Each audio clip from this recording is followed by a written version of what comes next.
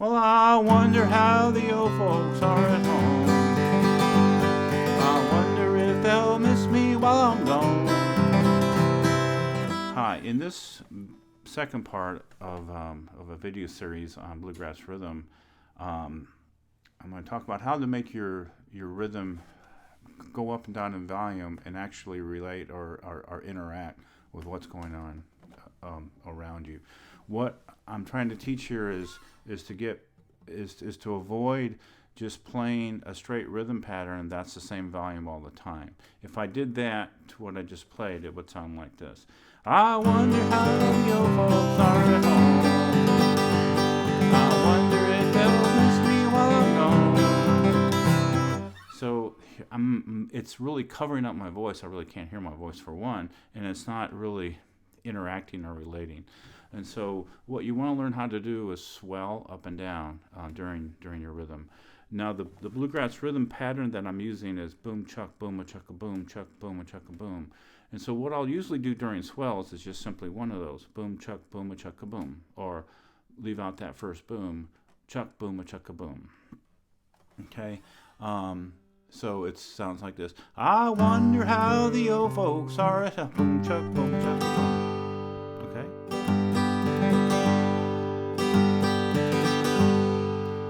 And that's the swell. But if you want to practice learning how to go in and out of that, this is a good exercise. It's just, slow it down a little bit, and we'll just put the booms in there.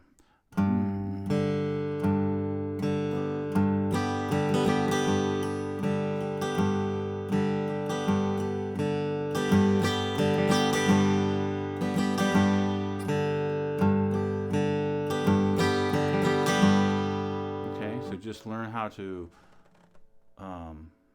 leave things out.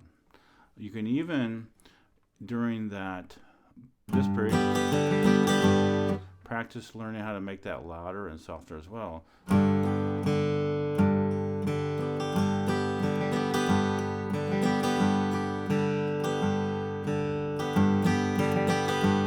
Or louder.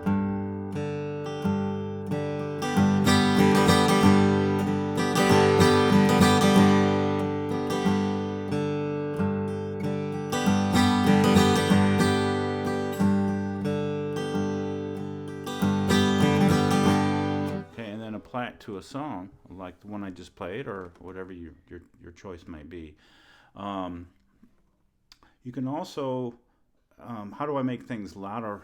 You can also hit multiple strings during those booms, and kind of a good reference for this is Audie Blaylock. He does a lot of that during his rhythm. There's a YouTube video of him on stage where he demonstrates Jimmy Martin's version of rhythm. Of course, he played with Jimmy for 9 years, so he should know. And it's a louder version of what I just played there, but it's the same pattern: boom chuck boom a chuck a boom. But he's playing multiple strings on his boom, and he's also, of course, playing the G chord that everyone plays, is putting their finger over that third string and making just all ones and fives.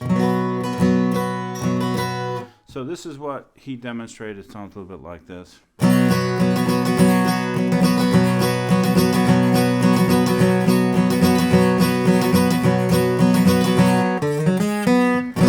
Put the G run at the end. So what he's doing there is he's hitting multiple strings. He's even give a strum, so it's very, very strummy. So it's louder, it's more noisier than hitting just one string during a boom. Okay. What he does is, what I tend to do as well, is put a little bit more emphasis on the one. So it's a one, or if you're just doing one string.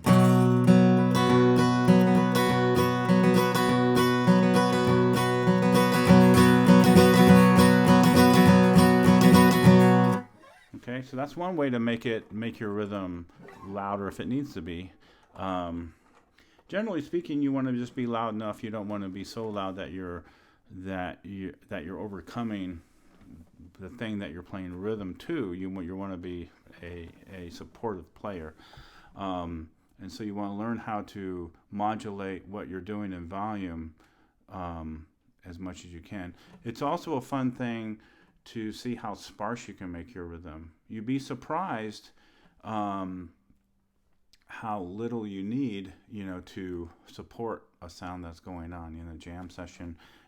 Often, if there's multiple guitars in a jam, I'll tend to, just put in runs sometimes and just go.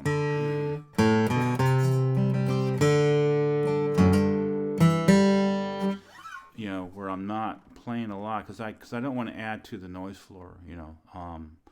I just want to emphasize things that maybe other people aren't doing as much, and